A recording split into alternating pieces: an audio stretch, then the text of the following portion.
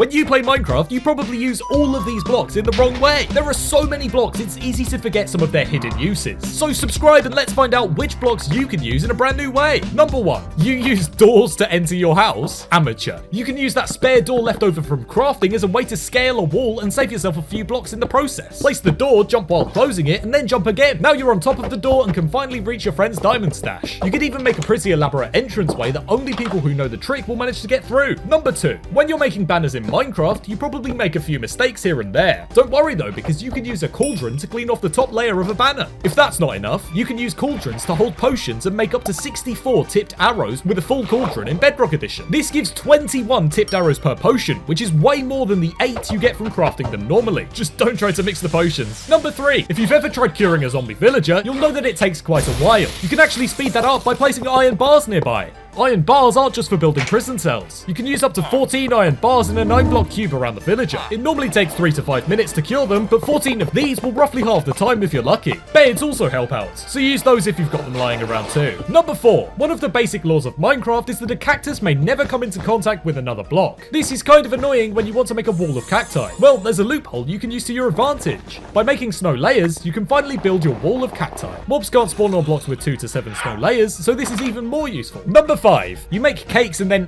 eat them? Why not use them as a redstone component? You can measure how much cake is left using a comparator, or make the world's tastiest staircase by eating a slice from each cake. You can also attract pandas by dropping a cake on the floor, but make sure to pick it up before... Oh, no, they got it. Why do that when there's a 100% chance to fill a composter level by placing a cake inside? 8 cakes for 1 bone meal. I see this as an absolute win. Number 6, so you want to start a build out in the middle of the ocean, but you don't want to waste your blocks building a massive pole from the sea floor. The simple solution is a lily pad. You can easily place a block underneath or right on top. Mobs can't spawn on these things either. They're also great in composters, with a 65% chance of adding a layer. Way more efficient than a cake. Number 7, when you're bartering with piglins for ender pearls, your gold can run out way more quickly than you expect. 1 minute you have loads of ingots, and the next you're all out. That's why it's a shame that 1 block of nether gold ore only drops 2 to 6 gold nuggets. Or does it? You can get an entire ingot by mining the ore with a silk touch pickaxe and smelting it in a furnace. This will save you so much time in the nether and can be even more efficient than mining the regular overworld gold ore. Number 8, when you need your lights to turn on automatically at night, what do?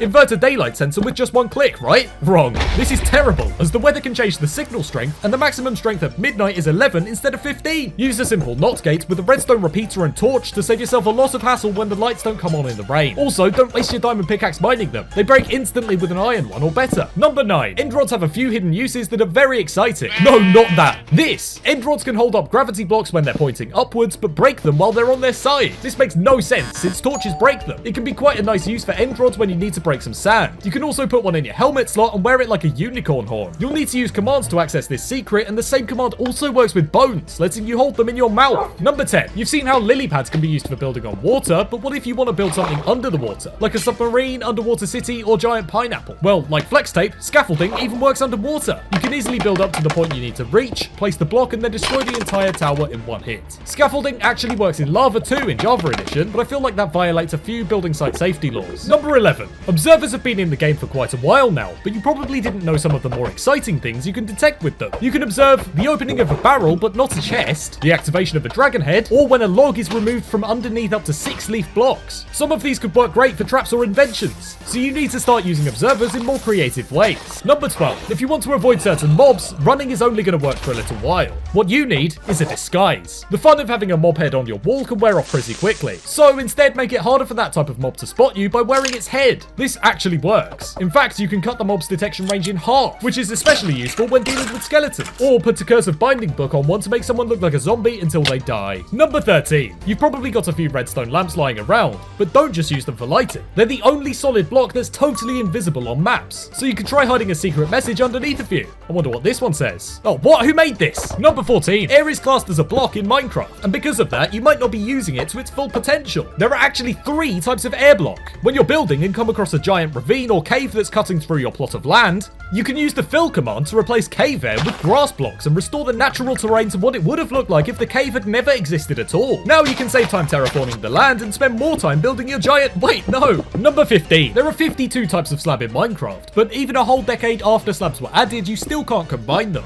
By setting the center of the world border and shrinking it down, you can force a slab on top of another by just using a piston. Slabs can also prevent silverfish infestations when you set up a base in a stronghold, since 2 slabs won't allow them to go inside. Number 16. The saddest block in the game is definitely crying obsidian, and it's even sadder that you're likely using it wrong. Instead of just using it to build a respawn anchor, why not use it as the world's most blast resistant light source? Limit to light level of 10, which doesn't melt snow. Or put those purple tears to good use by making a weird alien cave. Plus, you can get back the old texture from 2011 by turning on the Programmer Arts texture pack. Not so sad after all, huh? Number 17. You don't want someone on your SMP coming to steal your stuff, do you? Great, because you can keep your chest protected from prying eyes by using the /data command. Type in a name for your lock, and nobody's getting in there without the right item. If you don't have admin powers, you can still lock away your chest with a hopper key system. Lock your chests, or this guy's gonna steal your secret books, and that would be terrible. Number 18. The spider's ability to climb walls is one of the most creepy features in the game. This can be dangerous too, so prevent these guys from scaling your castle walls by adding a layer of magma blocks, which they can't climb in Bedrock Edition. These blocks also burn forever in both versions, just like netherrack, which can look really nice. Number 19. You've probably been mining beacons wrong this whole time. When you're breaking a beacon, you don't actually need to use your pickaxe. It takes the same time to mine with any tool, even your hand. Beacons can be combined together too, sharing the blocks making up the base to save 1,000 iron. You can also cover them with water, lava, other beacons, or even bedrock, and they'll keep working just fine. They can even be filled with water in Bedrock Edition. Use that while making all of the 12 million possible colors. Number 20. When you're building with diorite, it's possible that you're gonna run out, so don't forget that you can use nether quartz with cobblestone to make even more. I don't know why you'd want to use diorite instead of quartz, but hey, at least I didn't tell you to use it to make granite. Number 21. After you've been living in your survival world for a while, your storage system will get out of hand. Don't craft thousands of chests to build a storage system with a chest for every block and item in the game. I'd never do that. You should be keeping it more compact by using shulker boxes. A double chest full of shulker boxes can hold up to 93,312 blocks. This room contains 1 shulker box for every block and item you can get. Number 22. You likely already know that dispensers aren't just for dispensing items, as they can pour water, place boats, and more. But there are actually some more hidden uses that you might not yet know. You can charge a respawn anchor. You can fill a glass bottle with honey or water. Shear your sheep with them. Equip saddles and horse armor. You can use fire charges to light a TNT minecart. The possibilities are endless. Kinda. You can also lock them in the same way as you do with chests. Number 23. When you need some firepower, TNT is always your best option. But when you just want to scare your friends, light it while crouching and the block will just set on fire. TNT can even work underwater if you place sand on top, or craft underwater TNT in the Education Edition. Yeah, blue TNT is a real thing. In a desert temple, once you've defused the trap, you can place one of the TNT in the corner and stand in the hole to blow up all 4 chests and loot them even more quickly. Number 24. Ladders are great for climbing, building, and smelting. When you're in a situation where you're using sticks to smelt, make ladders to smelt an extra block. They're also great for getting through bedrock. This trick works for any ceiling. Climb a ladder, throw an ender pearl, and jump. You're now on top of the roof. Good luck getting down though. Ladders are also great for when you're underground in the nether. They stop lava from flowing, so keeping a few ladders in your hotbar may just save your life. Number 25. Out of all of Minecraft's blocks, one of the best for storing food is the hay bale. But you might not know that you can use them for music. That's right, note blocks on hay bales make banjo sounds. Another hidden use for a hay bale is that when underneath a campfire, they will increase the smoke height from 10 blocks to 25. The hay bale won't burn out and will make the campfire into a better beacon than, well, a beacon. Number 26. You sleep in your bed. Who needs to sleep when you can do a manhunt style clutch instead? Getting into a bed while falling will remove all fall damage. That is until you wake up, when every bone in your body will suddenly shatter. Beds blow up in the nether, as we all know, but this can also be used to your advantage. Place it in a portal that you can't light and blow it up to relight it. Number 27. You can use a sea pickle to make lime dye using a furnace instead of going to find cacti and bone meal. Speaking of bone meal, you can only bone meal sea pickles on coral, and the bone meal just gets wasted if you try it anywhere else. Gonna need 8 more cakes, please. 4 sea pickles are even brighter than a torch, making them great for underwater lighting while you mine some coral. They're so great, I even turned myself into a pickle. Funniest block I've ever seen. Number 28. Is the moon a block? I mean, it's a cube, so I guess it counts. You can use this floating block of cheese when you've been mining underground for a few Minecraft days. Each in-game day, the moon texture changes. This means that once you return from an expedition or emerge from your underground trip, you can see exactly how many days you left your precious dog alone,